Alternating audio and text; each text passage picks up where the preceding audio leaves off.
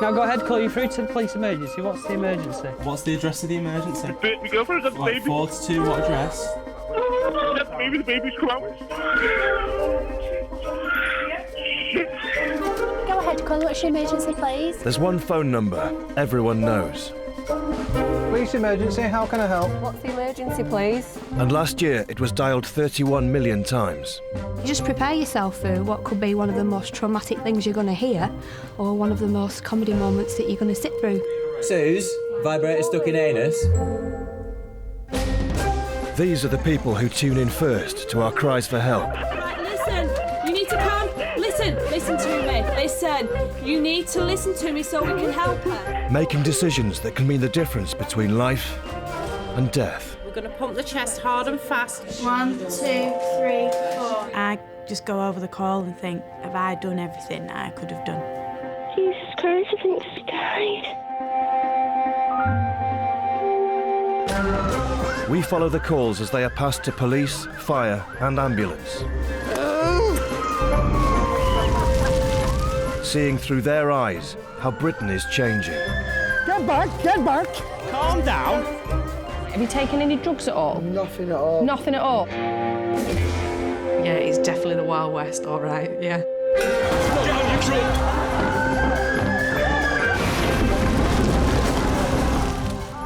I get to see the side of Britain that no one ever thinks about. Right, mate, we're looking for a guy with a sofa. You've not seen one, have you? I've learnt a lot about what goes on in real life, to be honest.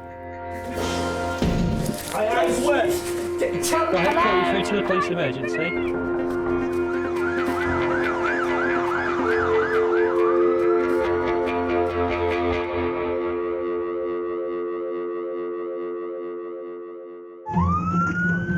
The thrill of the chase is a big part of what drives those who work on the nines. When a call comes in, we think, come on, let it be a good one, you know. I love a good broken bone. Somebody at the front, somebody at the front. But they face an ever-increasing barrier to doing the job. And that barrier is us. Are you insulin dependent? I'll tell you. You're not going to tell me? No, just die now. Where's your insulin pen? I'll tell you. Right. We need to speak to each other, don't we? Chris? And when we waste their time, I try and make an egg on toast and burnt my hand on the cooker. these calls can have a real impact on life or death. It's not easy to walk away knowing that that person's been begging for their life and you're the one that's been on the other end of the phone.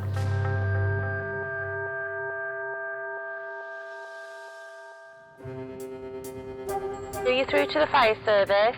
I can fire brigade, please, from Manor Road. Manor Road? Yes. Which town? In Fleetwood, and what's on fire? The house. The house? I'm quite concerned in my spread next door. Right, is anybody in the property, do you know? Well, there's neighbours next door in bed asleep. Right, so is it your house? No. Right, so where are you now? Hello, caller?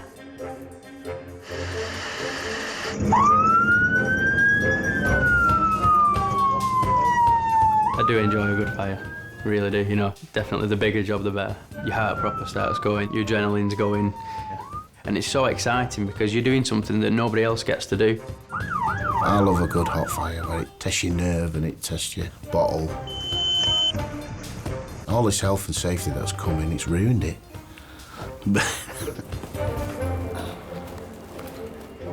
Nothing on fire there, is there? When it is one that you thought was going to be a good fire, it's disappointing. Nothing doing. It's like a malicious call. Flipping out. Every fire call scrambles 10 firefighters, with a target time to arrive on scene in 5 minutes. Fire service? Well, actually, it sounds awful to say this, but it's a dog wedged underneath a set of a cabinet. Dog stuck on the cabinet. Dog under cabinet. Dog is stuck under a large cabinet now. Oh, the diversity. When I signed up to the job, I thought I'd basically just be running into fires with a hose. But it's very different to that. We've seen some very strange things, from the simple stuff like you common a garden cat in a washing machine to people who have stood on rakes and thwacked themselves. We're going to have bets on what kind of dog it is. Oh, it'll be a pit bull. Pit bull? I reckon it's going to be a Labradoodle. I'm going to go for a Bichon Frise. Bichon Frise. A Bichon Frise, yeah. Well, what are you doing under there, you? Hey, you've got yourself fast there, haven't you? They didn't mention that you'd be doing some of the things that we do. 1, 2, 3. Hey. Oh, brilliant. Thanks very much. I've been to a deer with its head stuck in railings in the middle of Blackpool. Go figure. One dog released by fire service personnel. 5 minutes. She's got thyroid problems, diabetes, and she's had cataracts removed from her eyes. Oh dear. Apart from that, she's all right. She's all right. Thanks very much for that. No problem. What sort of dog was it? A knackered one. Knackered one, yeah.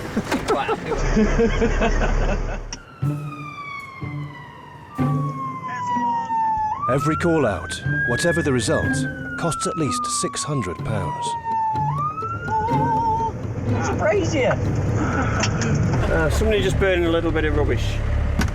There's 1,000 plastic bins scattered throughout Blackpool with readily burnable materials in them, so, you know, whether someone just throws a fag in it or whether someone just decides to light every third one that he walks past. We go to a lot of bin fires.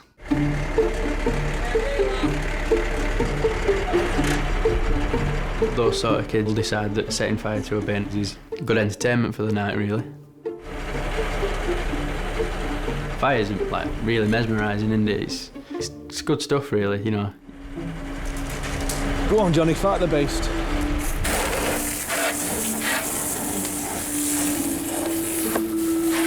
It's a pain in the backside, to be honest. People do it, so we have to deal with them. Is it 70 money? I don't know how we do it for the money. Fire service. Hello, we've got a car just crossed outside our house, it's on fire. And it's crashed. Is there anybody trapped in the car? There are loads of people outside the car, but it's on fire. Is it crashed into something or is it within inside the car? It is? Okay, we're on our way to you now. The next morning, a real job for Red Watch. Sort Route 3. Between High Cross Road and Staining Road, car person's trapped. Final school, it's only just down the road. Yeah. Are you ready to go? Yeah. We're going because they're trapped, all right?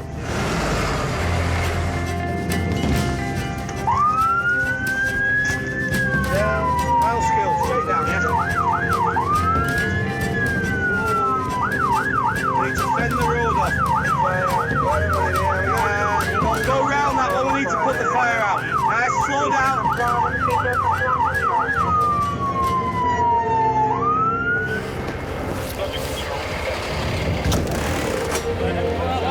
Hiya, mate. How are you? Out the car, mate. You got him out of the car? We got him out. We had to lift him out. Right. A car has been hit head-on by a Porsche on the wet road. Can you straighten this leg or not? No. No. All right, that's good. All right, all right. Steady, all right. Steady, steady, steady, steady. The driver of the other car is badly injured, Hey, can you move your legs at all or not? Does it hurt? and with the ambulance delayed, the fire team steps in. Come on, keep that chin up. Breathe normal. All right. Breathe normal. Boxing on him. We'll lift you up a little. Whoa, whoa, whoa, whoa, whoa, We just slot that in. When they're screaming or making a bit of a noise, that's always a relatively good sign for us, you know. When they're quiet and they're drifting off, it could be internal bleeding, which we can't see, but it's still really uncomfortable for everybody. We want the ambulance to here. All right, he's got severe back injuries. All right, Martin.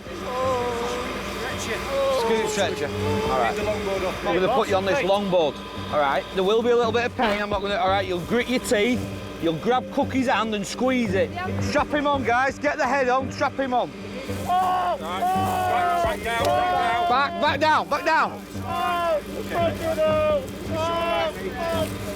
All right, you're ready to go now, mate. There's obviously been a delay on the ambulance. We're not going to kid you.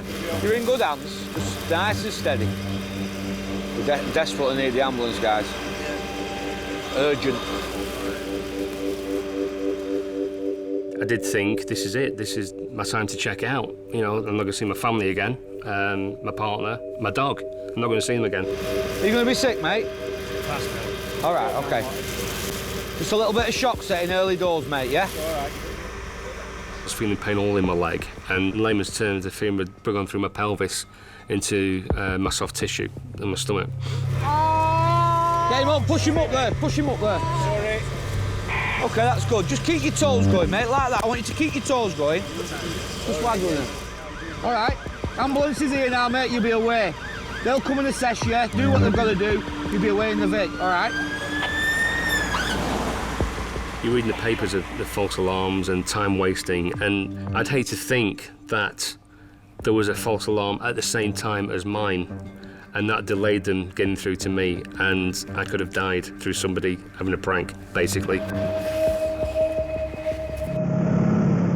He was losing it a little bit, wasn't he? I keep banging! He was trying to rip. Once we got the oxygen on him, we chilled him, didn't we? We chilled him down, he was... But they're the best ones. That's what we're here for, innit? It's a while since we've had one as severe as that, innit? You join the fire service for incidents like that, really, you know. If you don't enjoy that, and that sounds quite sad that you say enjoying somebody's misfortune, but that's what we're here for, you know? Hello, there's somebody breaking in with a sledgehammer to lumber in the music shop. Okay, what can you say? There's somebody at the back with a sledgehammer and I heard a chainsaw going. Chainsaws at 4 o'clock in the morning, it doesn't sound right, that. So you're automatically thinking, this is probably going to be a load of rubbish. Someone round the back? Yeah. With a sledgehammer and a chainsaw? Yeah. Responding to the call is PC Chris Beasley. If you still want to be the first one there, then you're in the right job. And the second you stop feeling like that, then maybe you need to move over and let somebody else have a go. Can we get out to the back? There's somebody breaking in at the back. Go ahead. So the 4-star jobs are your burglaries, robbery in progress, anything like that. For me, that's what I want to get involved in. Where? Oscar dead, I'm just in custody. Would you say something? Somebody at the front. Somebody at the front. When I first joined, somebody said to me that once in your career, might you find somebody in the throes of burgling a premises. Here they are. Out you come. There he is. Come here. Hold. Out. Out you come. Give me your hands. I'm coming now. Can't climb out unless you let go of me. No, give me your hands. Keep your hands there. The well-known burglar is caught red-handed. On the floor now! On the floor! I had a thought about it. I should have smashed the window with my baton. Yeah, you got him. Yeah. But I didn't vector into that, how reinforced the window was. And then I realised that there was a bit of blood around. Oh, fuck! Oh. My numbnuts desire for results has come to haunt me again. But I'd be lying if I didn't say it was exciting. If you ask me, would I like to lock up 10 people a day for robbery? Yeah, absolutely. It doesn't happen that often, that. People waste our time. People ringing up saying the pizza's not hot enough on the 999 system. You know, I like hot pizza more than the next man, but I would suggest it doesn't warrant a 999 call. Fire service. Hi, this is Fire Manor Road, Fleetwood. Manor Road? Yes. A 999 call alerts the fire service to another incident in Fleetwood. Okay, and what's on fire there? A flat. Okay, is there anybody in that flat, do you know? I don't know. Right, okay, what can you see coming from the flat? Smoke. Smoke, and where can you see it coming from? Windows. Right, okay, and where are you calling from, sir? Down the road. Right, okay. We've got our 2 crews on the way to you now, alright? Thanks for your call, sir.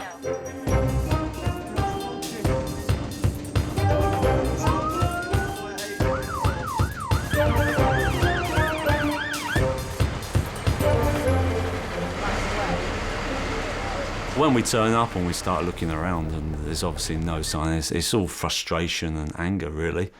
It's like nothing. Yeah, I mean, 2 ambulances, 3 machines and 3 lots of cop cars. I can't get into that mindset of why I would want to pick up the phone and dial 999 and waste a life-saving service's time could be only for pure sadistic fun. It's a hell of a turnout for it.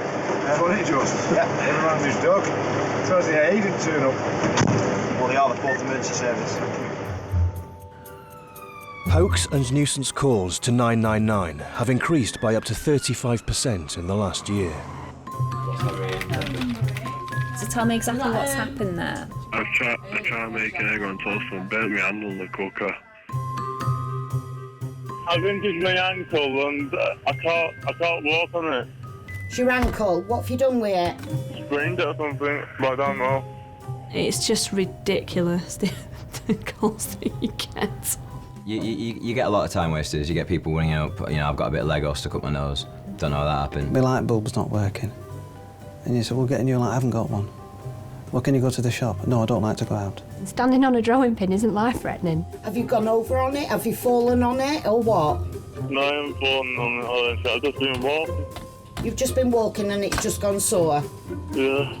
OK. It's abusing the system, and I don't think they realise that they're doing that, but they are. And then some poor old dear whose husband's dropped dead, they don't get an ambulance because Jeff has had a few too many in the pub and now he feels a bit sick. It's not immediately life-threatening. It's not life-threatening, but it's fucking hurting. I know. I can imagine you're in a lot of pain. All right, you. Got help organised for you. Stay on the line, I'll tell you exactly what to do next, OK? I'm going to run through some quick questions with you. Are you clammy? Yeah. OK, and do you have a history of heart problems? Yeah. OK, and do you have chest pain? Yeah. We get a lot of people who know what to say to get a response. They actually know our script. Some of them ring up and go, yeah, so I've got some chest pains, I'm not really breathing very good, I'm quite clammy, I'm a bit blue in the lips. And you go, fuck. And you go, and it goes red, ambulance. And did you take any drugs or any medications in the past 12 hours? Yeah. Is that just your normal medications? Other stuff. And other stuff? What other stuff? Yeah. I can't remember. You can imagine they've kind of made their own script and stuck it on the wall on the pinboard at the side. They've done it, they've rehearsed it. What's your name, please? Hello? Hello, are you there?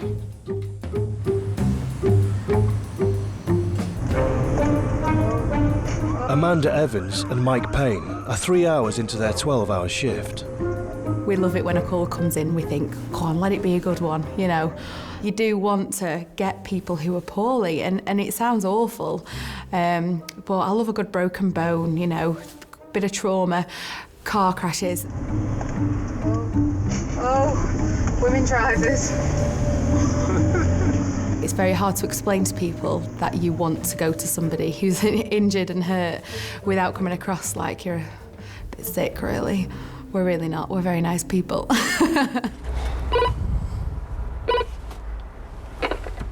Hello? Hello, have you called the ambulance? Hang on, I've come down. How much do you think he's had to drink tonight? It doesn't matter, but we just need to know roughly. Do you think he's had them? Has he had them 5? OK. Chris, you're going to have to speak to us. We need to know what's going on.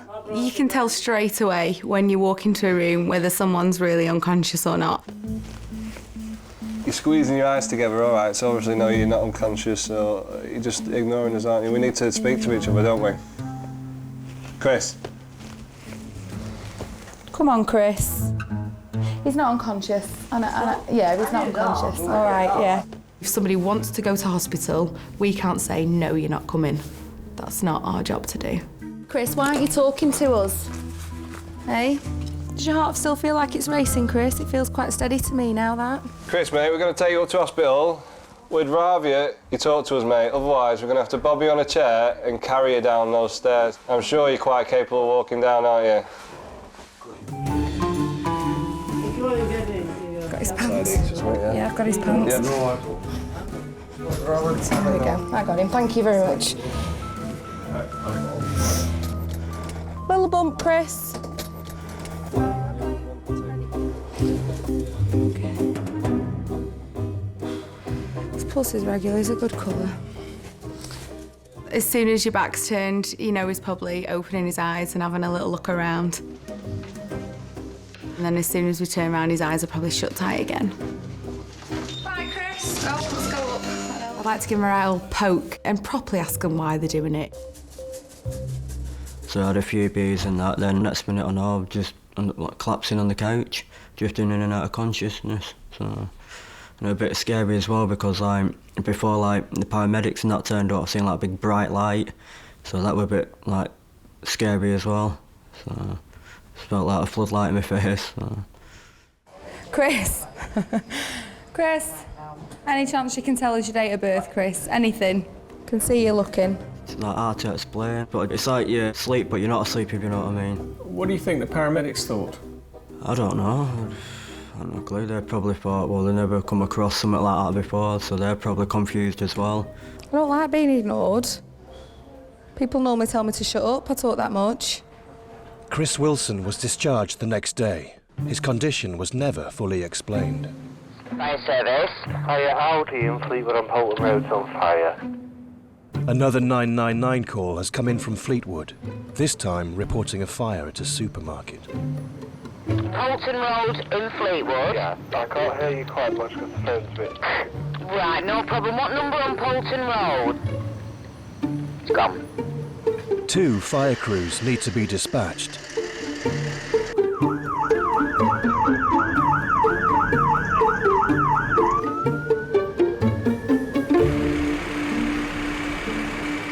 When people put in hoax calls in, I mean, that's annoying because you've still got to treat all the incidents, you know, just the same really, just as serious. But while we're dealing with a hoax call, someone might really need our help. When people are arrested, they're checked in at custody. Do you want to come through here for me, please? But even here, time wasting adds to the workload. No, they're not going to get off you. You're currently handcuffed, and for your own safety, they will bring you in. Carry on. Stuart Boys has been arrested for a vicious fight at a friend's funeral. It's my decision what'll happen with you while you're here, and I am the last person you want to piss off while you're in here, OK? Custody Sergeant Lisa Dunn is on duty, and Boys seems to have all sorts of reasons why he shouldn't be locked up. Do you have hepatitis, scabies, impetigo or TB? Everything. Do you have any walking difficulties? Yeah. And what's that? That I'm going to drop dead in a minute. Through shock. I might have an heart attack, I've got a weak heart, I've got heart palpitations. People will go, oh, I've got chest pains, or I've got this, or I've got that, and so they'll think to themselves that they can get up to the hospital. But if there could be something that might affect this person while they're in custody, you have to look after somebody. So it is a bit of a nuisance to us because it's a waste of time. I'm also diabetic. What type of diabetes do you have? Type A. Are you insulin dependent? Doesn't matter to you, does it, if I die in the cells? It's your job covered. I've told you what you can find out. Oh my God, is this the way you always behave? No. If you want to stand there and behave like a 2-year-old, then please do so. Now, if you type 1 diabetes, then I'm going to presume that you're insulin dependent. Are you insulin dependent? I'm not telling you. You're not going to tell me? No, I'll just die. Where's your insulin pen? I'll tell you. Right, OK, fair enough. Can you just take him straight to number 19? Thank you. All right, please. 2-piece suit for him so I can look after him. I'm not entirely convinced he hasn't had any drugs. Can you ensure he gets a drug search, please, chaps? No drugs were found, but once in his cell, Boy's behaviour changes again. Is he pretending? What's he doing? Oh dear. We get quite a bit of that where people will pretend and fake having fits when they're giving it all, wiggly arms and stuff. This really weird, crazy idea of a fit that I think if you spoke to anybody with epilepsy and they watched it, they'd be laughing at them thinking, what are you doing, you idiot? But we still obviously have to go and see that person. Stuart! Darling, I can see your eyes moving. Stuart, look, if you've got medical issues, I have a duty of care to you and I have to look after you whilst you're here. Do you have any walking difficulties? No. Do you have any breathing difficulties? No. Do you have asthma? No. You're not diabetic? No. Right. He tried, he failed, and then he went to sleep.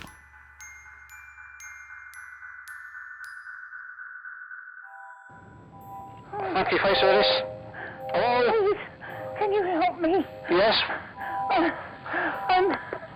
I've been stuck on a commode for 3 days. Right, I'm not getting out of bed and I can't get on the bed because I'm 30. Right, and why are you stuck in there? Because I'm 30 at stone and I've got arthritis. All right, minute. We'll get someone out to you straight away. I've been stuck here 3 days. Please. 5 firefighters and 2 paramedics are dispatched to the caller's address. Hello, my name's Andrew. All right, what's your name? Sue Cox's weight has been steadily increasing throughout her adult life. So she's been on there for 3 days? On that commode, yeah. Has she? For 3 days? Yeah. Has she slept? I've had to be on the floor, slept on here. You've slept on there? Oh, Angel. We can move all this gear, make a bit of space around it, we can get the firefighters in and then we can do what we need to do. Yeah. How do you normally get from the commode onto the bed? We've been helping me, but I can't do it because my legs are bad. They won't Okay. hold me. OK. Chronically obese or bariatric patients are some of the highest regular callers of 999, but they too need help. Bariatric, it's looking after our heavier patients, bedridden because of their weight and their size. Should we do a smaller first? Shall we get our arms on her tummy first, so it's easier? They've just eaten too much, they've not exercised, they've got so far down the road that they can't move themselves. They're going to drop me, I know. No, they're not going to drop you. So, 2 on each leg. This comes off 2 up the half as well. It's taking you and your colleagues to manoeuvre somebody's flesh. I'm 3, 1, Right. 2, 3, raise. Let's get across. Right. OK, you've done really well there, Sue. Excellent. Right, let's get that commode out of the way. We could have got somebody else to come in, you know, it's not our job, but we don't do that. Why not? Because we care. Thank you so much. That's all right, Angel. That's all right. That's what we're here for, isn't it? Eh? We've had a large lady stuck in a bath. We've had ones where we've had to cut the stairs away. And we had one rather large gentleman who'd been stood in a shower, and because of his weight, he'd gone straight through the ceiling of the room below. But that's just another incident that the fire service go to and deal with. Ambulance service, what's the address of the emergency? It's Ladies Walk, Manor Road, Fleetwood. What's exactly happened? 2 cars have crashed into each other. How many people are hurt? There's 6 people in each car by the looks of it. 6 in each car. Yeah. Are there any chemicals or other hazards involved? I don't have a clue. So there's people trapped in both vehicles? Yes. Do you know if everyone's completely alert? Hello? Hello? 2 people carrier cars had collided. The chances of that were slim. Fire service. Hi, it's ambulance. Hiya. Hello, could we have your assistance, please? Yeah, what we're going to. This gentleman's rung up saying there's 2 vehicle RTC involving 2 people carriers and people trapped in both. Right, we've just had a malicious call in Fleetwood. It's RTC involving 2 vehicles, so we're going to have to go out to it.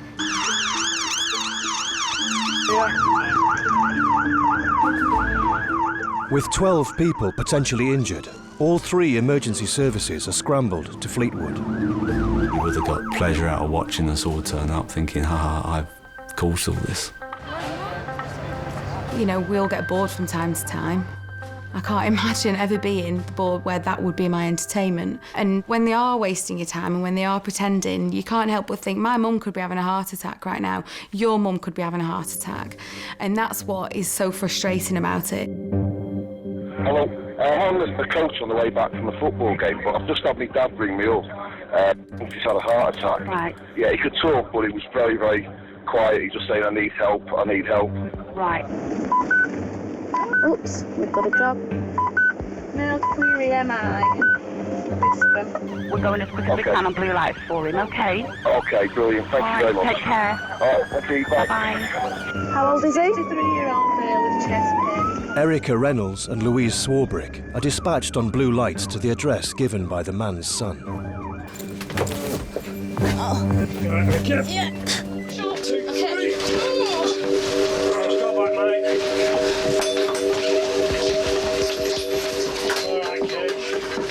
Sometimes the elderly think that we open at certain times and we're not 24 hours a day, 7 days a week. And other times they'll say, I don't want to get you out unnecessarily, but I've been struggling to breathe for the last 5 days. He's having a heart attack, but his blood pressure is too low to sustain him, and it stops us from giving one of the vital medication that he needs. All right, mate. You're doing fine, you're doing well.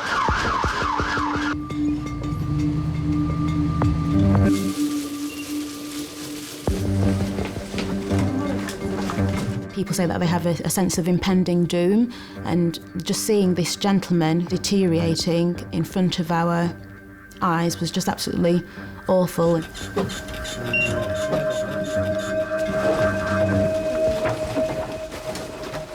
I get an airway, please? Green airway. After 15 minutes, the medical team decide to abandon attempts to resuscitate. It just happened so quickly, and all I was thinking to myself was, why didn't you phone before, please? Why didn't you phone? But this gentleman was thinking, oh, I better not trouble the emergency services. That is terrible. I know. What these things are. And then you might have somebody else who just calls us for something which is not even potentially life-threatening. And you want to say to them, do you realise what we've just been to? Tell me exactly what's happened. I've just found my husband collapsed on the floor. I think he might have died, actually. Control operators not only dispatch crews, they also talk callers through life-saving help before the paramedics arrive.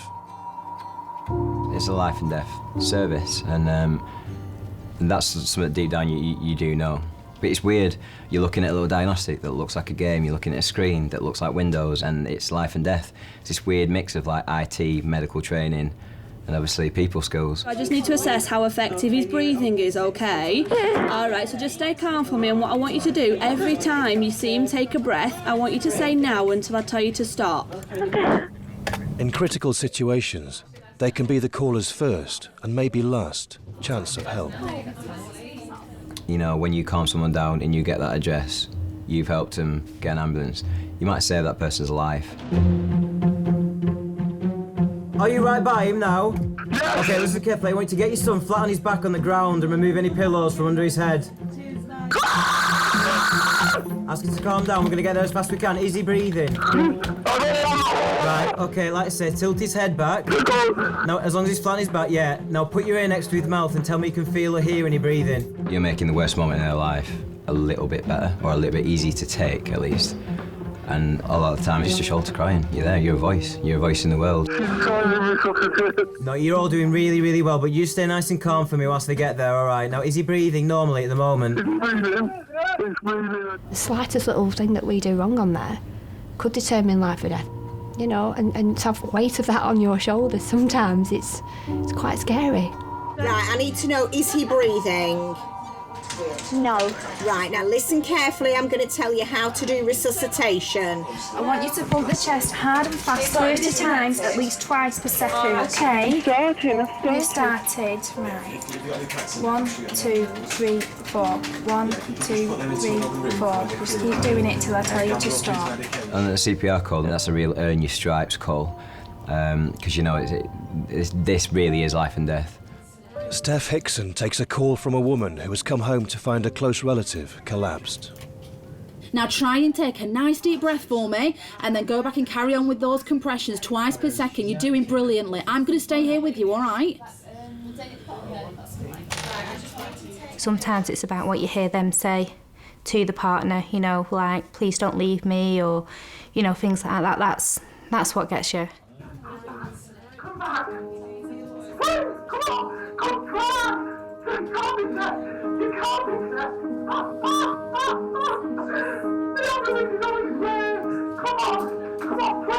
You know, we're obviously on the phone, but we've obviously got to stay professional for them, as well as trying to sometimes hold our own tears back.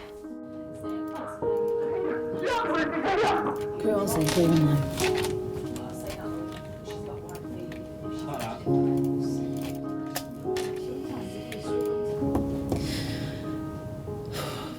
It's not easy to walk away knowing that that person's been begging for their life and you're the one that's been on the other end of the phone.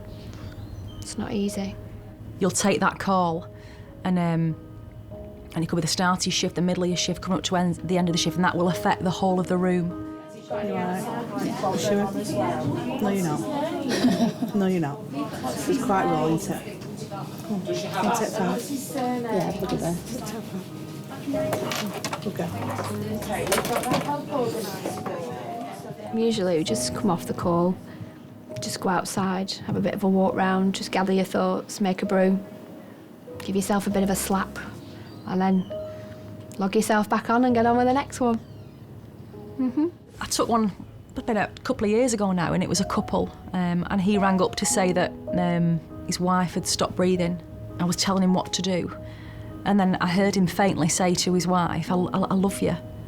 And then I could hear the crew coming up the stairs, and then he died as well whilst attempting CPR on his wife.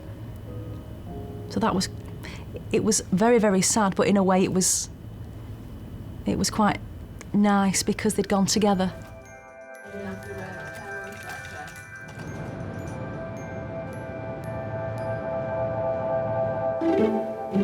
Another 999 call for the fire service is received from an all too familiar voice.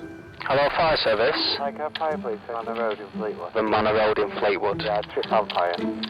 It became a joke because he started using comedy names. Okay, and what's your name, sir? Peter. Peter what? Andre. Hello? That's my malicious caller. It's the 11th report of a serious emergency from the same man.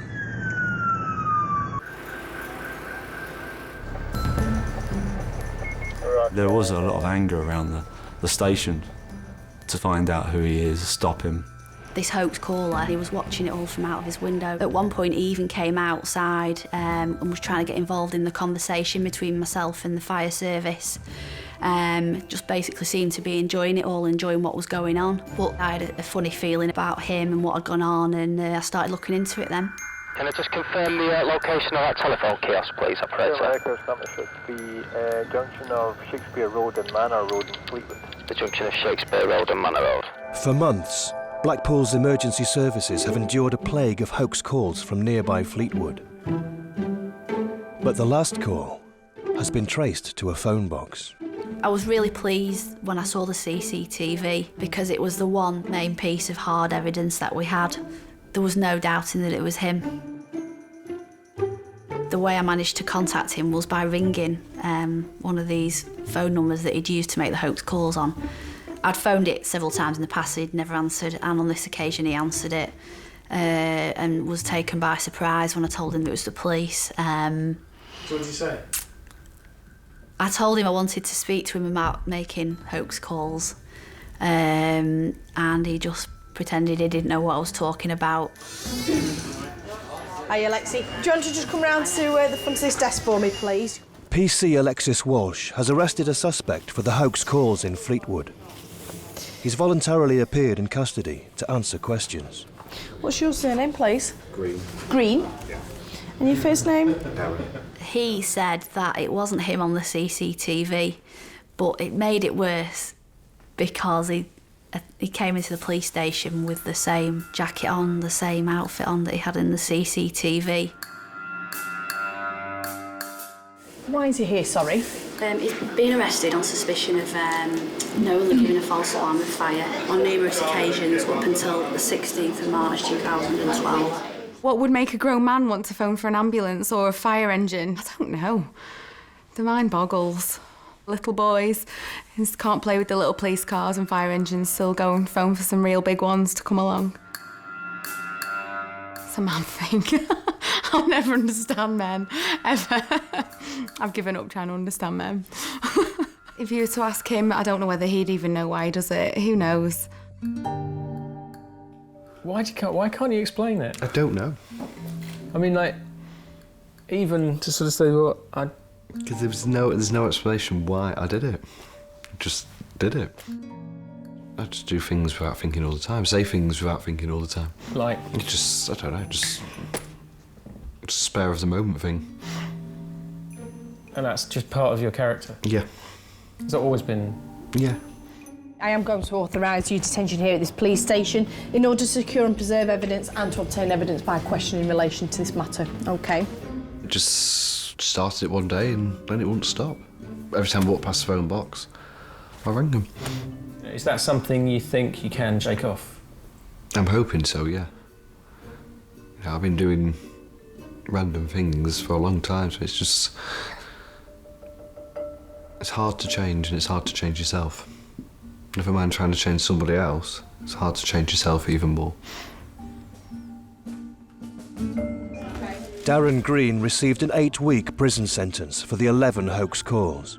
The true number of calls he made isn't known. He wasn't expecting to go down. And I still think the chairwoman of the magistrates got that little bit of pleasure out of saying the words, take him down.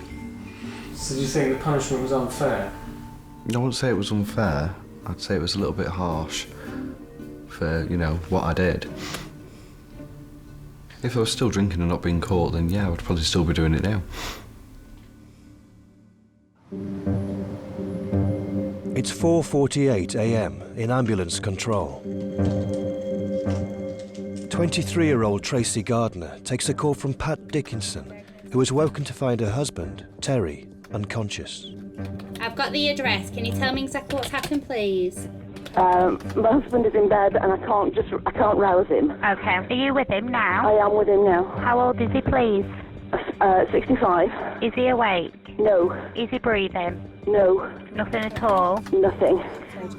I've got help organised for him. Just stay on the line. I'll tell you exactly what to do next, okay? Okay. Are you right by him now? I'm right by him.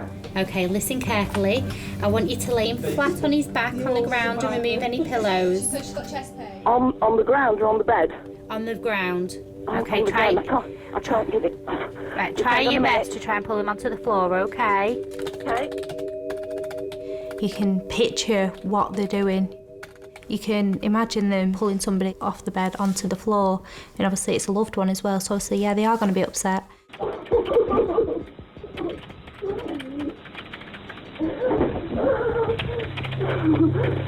Right, he's on the ground. Right, okay, listen carefully. I'm going to tell you how to do resuscitation. I'm going to play the call. Right, okay. Place the heel of your hand on the breastbone. In the centre of his chest, right between the nipples. Okay, put your other hand on top of that hand. I want you to pump the chest hard and fast, at least twice per second. We're going to do this 600 times or until the help can take over. Right, count out loud so I can count with you. It needs to be at the pace of 1, 2, 3, 4. 1, 2, 3, 4. Okay. 1, 2, 3, 4. 1, 2, 3, 4. 1, 2, 3, 4. You could tell that in them few minutes she loved him. You know, you can tell that she desperately wanted to help. And I don't know how I would be in that situation, even though, you know, I do deal with it every day. You know, so yeah, you do feel a sense of connection between them because you're listening to it, you become a part of their life. 1, 2, 3, 4. 2, 3, 4. 2, 3, 4. 1, 2, 3, 4. 1, 2, 3, 4. This was a parting for the two of us, which I had to prevent at all costs, if I could.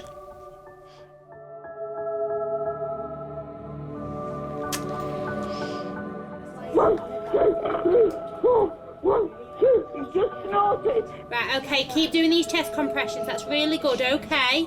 2, 3, 4. 1, 2, 3, 4. He's snorting now. Right, okay, keep going with these chest compressions. That's really good, all right? Okay.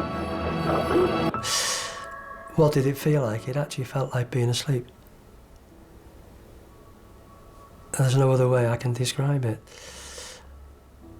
I wasn't there, but there was no pain.